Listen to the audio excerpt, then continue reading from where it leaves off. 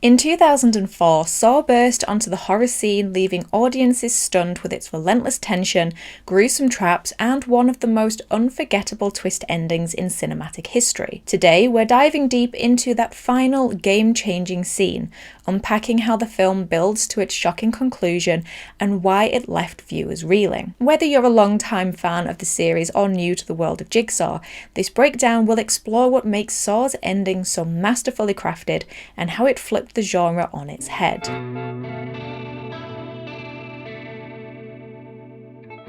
Hi guys, I hope you're all doing well. My name is Sarah and welcome to What the Horror, the channel where we talk about horror movies old and new. Today we'll be delving into the craftsmanship behind Saw's twist ending, from the non-linear storytelling to the subtle misdirection that keeps the audience guessing, how Leigh Whannell and Cary Elwes' performances, Charlie Clouse's score and the editing all contributed to make one of the most shocking twist endings in horror. What began as a 7-minute short film made as a way to pitch an idea to Hollywood exploded with a blood splatter into a 10-film long horror franchise phenomenon. Each subsequent film expanded on the Saw universe and went deeper into Jigsaw's philosophy. The Saw franchise also boasts one of the most convoluted narratives in horror, with the promise of more in Saw 11 due to be released in 2025. But when James Wan and Leigh Whannell originally created Saw, they never intended there to be sequels, and they figuratively and quite literally closed the door on the film and the story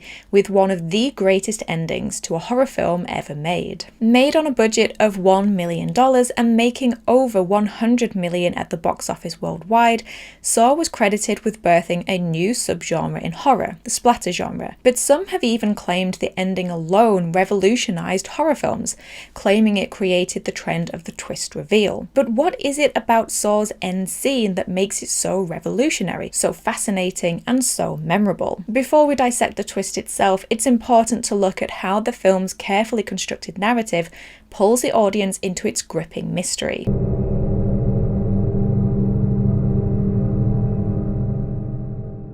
Saw begins in darkness, where two men, Dr. Lawrence Gordon and Adam Stanheidt, wake up in a grimy, windowless bathroom, chained to opposite ends of the room. Between them lies the body of a man, bloodied and apparently dead. Neither man has any memory of how they arrived in this nightmarish situation, but they quickly realize they are part of a sadistic game orchestrated by the serial killer known as Jigsaw. A tape recorder reveals the rules of their game. Lawrence must kill Adam before 6 o'clock, and Adam must escape his shackles. If they fail, then both will die. The game seems simple, or something to that effect, but as time goes on, they realize there are far more layers and concealed details to their situation. Outside of the bathroom, the story expands through flashbacks and the investigation into Jigsaw, slowly unraveling the mystery behind his twisted motivations. Lawrence's connection to the case is revealed. He was once a suspect in Jigsaw's murders, having been followed by a desperate detective Tapp who believed Lawrence was responsible. These flashbacks serve as puzzle pieces, providing the audience with brief moments of heightened tension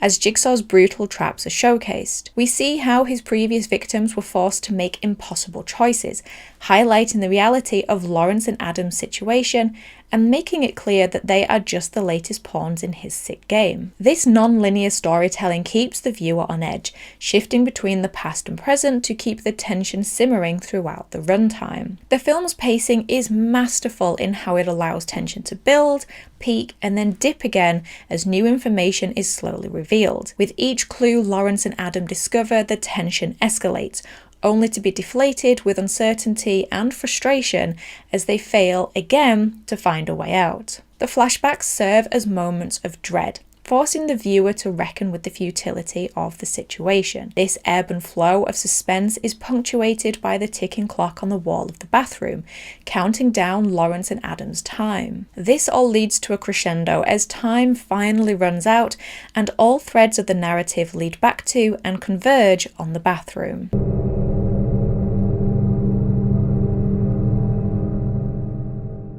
As we mentioned before, Saw's runtime is a journey of build, peak, and dip in terms of tension and pacing. The whole film journeys towards the ending, which becomes a physical representation of the character's downward spiral into madness, with the peak being Lawrence seeing no other way out in his manic desperation, making the horrifying decision to saw off his foot. Once free from his shackle, he tries to fulfill the terms of his test and shoots Adam, despite Adam's pleas for mercy. But the clock has already ticked down to 6 and it's too late, as Zepp arrives to remind him it's the rules. But unbeknownst to both Lawrence and Zepp, Adam survived and, still clinging to life, seizes the moment to take down Zepp, the man they believe to be responsible for their nightmare, killing him with a toilet lid. As the movie lures the two leads and the audience to believe this is the end of the nightmare, that the puzzle has been solved, the film takes an even darker turn. Lawrence drags his ghost white body out of the bathroom with a promise of seeking help.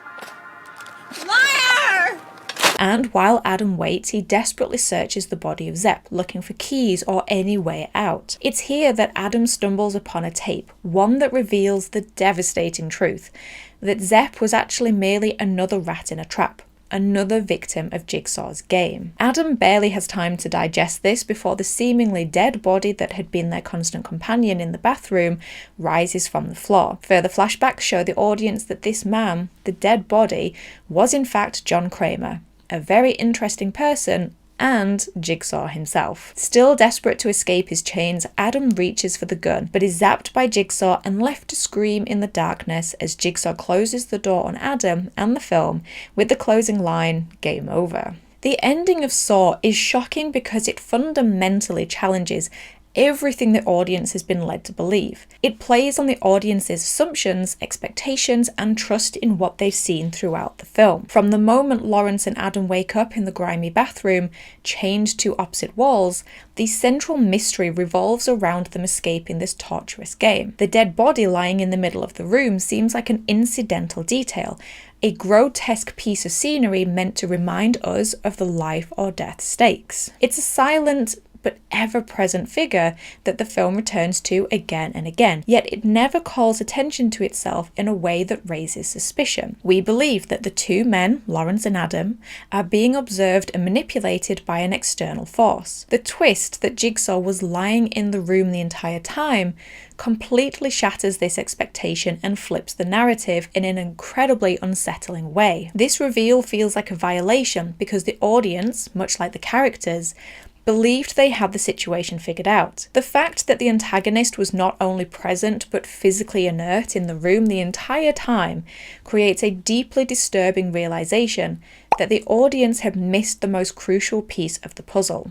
What also makes the twist so effective is its carefully crafted misdirection. Saw operates under the guise of a traditional survival horror film, with two characters fighting for their lives against an unseen threat. The audience's attention is pulled towards the mechanics of their escape, the clues they're given, the desperation that they feel, and the external manipulation of the situation by Jigsaw. The dead body on the floor is a constant presence throughout the film, a symbol of what could happen if Adam and Lawrence fail. But as with anything, because the audience sees it so often, it eventually begins to fade into the background, allowing viewers to instead focus on other aspects of the mystery. The non-linear structure of the film, along with the flashbacks, investigations, and the manipulation of time, keeps the viewer distracted from the body. The film's creators, Leigh Whannell and James Wan, have stated that there are clues littered throughout the film that point towards John Kramer being Jigsaw, albeit subtle ones. But while that may be true, there's never a moment that invites suspicion towards the body,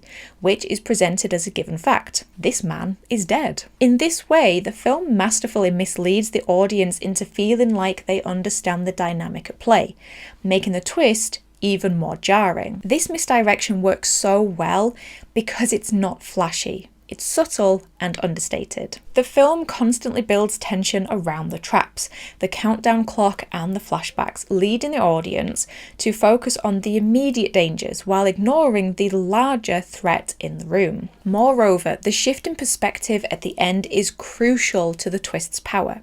It recontextualizes the entire film in an instant. Up until that point, the film is about survival, escape, and trying to outsmart an unseen tormentor. But when Jigsaw stands up, the story pivots from a struggle against an external enemy to a revelation of how powerless the characters and the audience truly are. Suddenly, the dead body is no longer a background detail. It's the central figure. The shift in perspective from passive to active changes how we now view every interaction in the bathroom. Jigsaw was never some distant figure pulling the strings from a safe location. He was right there, the whole time, observing, controlling, and manipulating the game at ground level. All of Lawrence and Adam's conversations, all of their whispered plans, private moments of lamenting over lost time and mistakes with family, it was all overheard by Jigsaw. Every time the two leads had a moment of hope and thought they were ahead of the killer are actually revealed to be hopeless moments in Jigsaw's plan. The idea that the killer was physically present in the room, hidden in plain sight, creates a sense of violation for both the characters and the audience. Lastly, the twist works because it's not simply about shock value. It's a reveal that feels earned through the film's meticulous pacing, atmosphere, and narrative structure. All the clues were there, hidden in plain sight, but the film brilliantly keeps the audience from putting the pieces together until the final moment. When the realization finally hits, it's not just a surprising plot development. It forces viewers to reconsider everything that they've just watched, making it a twist that's as intellectually satisfying as it is viscerally shocking. This sense of betrayal of having missed something so obvious is what makes the ending so effective. The twist forces the viewer to reconsider everything they've seen, and even upon rewatching, there's a sense of unease in knowing that the answer was always right there. The twist doesn't just shock the first time you see it, it lingers, making the film rewarding on multiple viewings, as the audience catches the subtle clues that they initially overlooked. Funnily, Saw doesn't rely on cheap thrills or the surprise for the sake of surprise. It crafts a meticulously constructed narrative that builds to this revelation, making the twist reveal feel earned.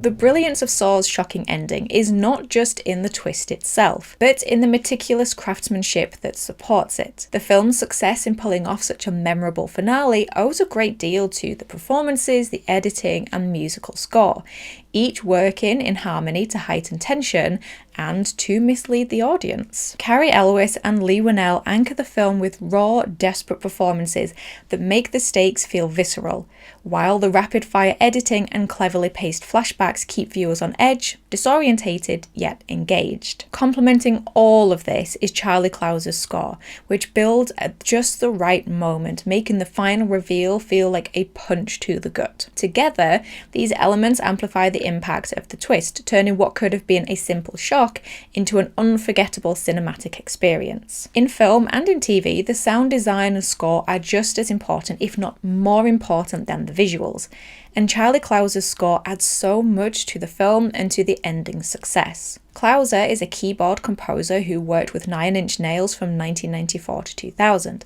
and back in 2004, during editing, James Wan was using remixes of Nine Inch Nails songs as the temp score for the film. Contacted by his lawyer and encouraged to get in touch with James and Leigh, Clouser almost immediately joined the crew and composed the film's score, including the piece synonymous with the film, Hello Zepp. In the Saw documentary Game Changer, Clouser praises James and Leigh for having been open to experimentation in terms of the score, how they didn't want classic horror orchestral scores or synthesizers and drum machines. Clouser explains that in horror, you're actually freer than in other genres to use some extreme sound. You can get away with some pretty destructive sound design. James Wan has said he wanted a score that was, quote, beautiful and melodic, end quote.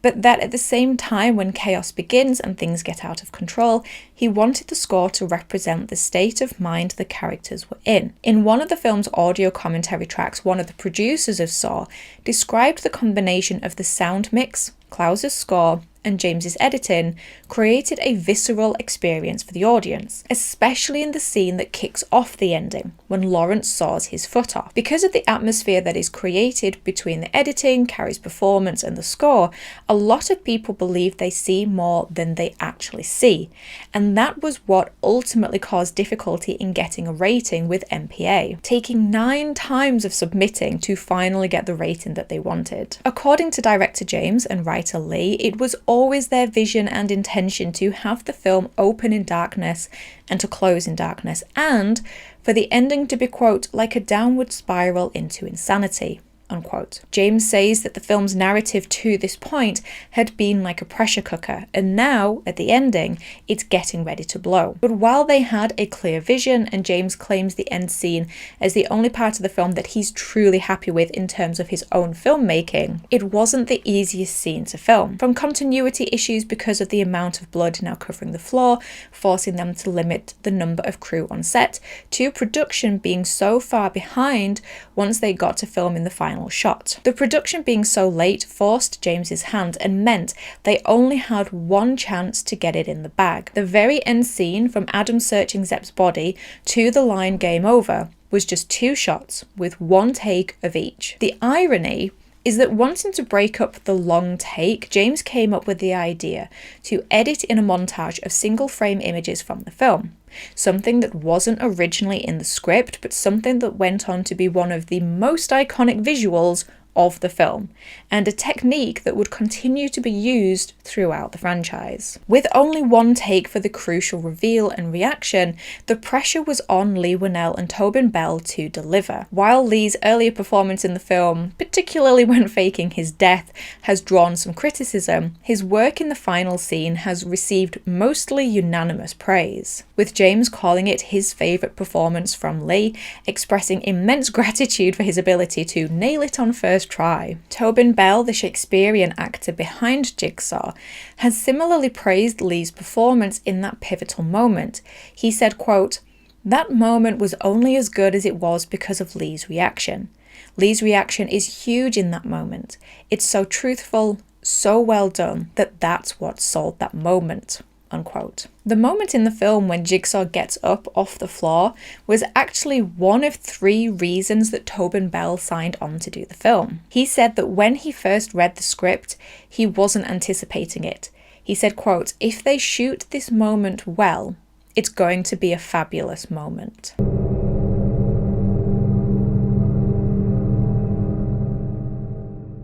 Beyond the individual film, Saw's twist had a profound impact on the horror genre. It reinvigorated the concept of the twist ending, elevating it beyond simple shock value to something that could redefine the entire story. The twist now becomes a tool for shifting perspective, not just a trick. In the case of Saw, the reveal that Jigsaw was in the room all along retroactively changes how the audience perceives the entire film. It's no longer just about survival, it's about manipulation and the power of perception. This twist gave rise to a trend in horror where filmmakers aimed to replicate that moment of narrative shift, creating films that challenged the audience to think critically about what they were watching. Ultimately, what makes the ending of Saw so revolutionary is how it combines shock, narrative craftsmanship, and thematic depth. It's not just a twist for the sake of surprise, it's a narrative device that forces the audience to confront their own assumptions and realize that they, like the characters, were playing right into the killer's hands. The reveal is as intellectual as it is visceral, ensuring its place as one of the most memorable and game-changing endings in modern horror cinema. Of course, this is merely the opinion and observations of one person. I'd love to know why you think the twist ending of Saw is so shocking and effective. Why did it have and continue to have such a lasting effect on horror fans? If you're new here and enjoyed this episode, then I have good news for you, because this channel is full of Saw content, including rankings, reviews, a huge deep dive into the first film, and an episode dedicated to the unanswered questions left by the franchise. So if that sounds interesting, I will leave a link to that playlist at the end of this episode. But also make sure to hit that subscribe button so that you don't miss out on any other content. And if you would like to join this list of names here and get extra content every week on top of what you get here, then there is a link to my Patreon page in the description box below. I've recently changed my tiers, making sure everyone gets more for their support. But in the meantime, thank you as always for stopping by. I really do appreciate it. Take care of yourselves, and I will talk to you in the next one. Bye.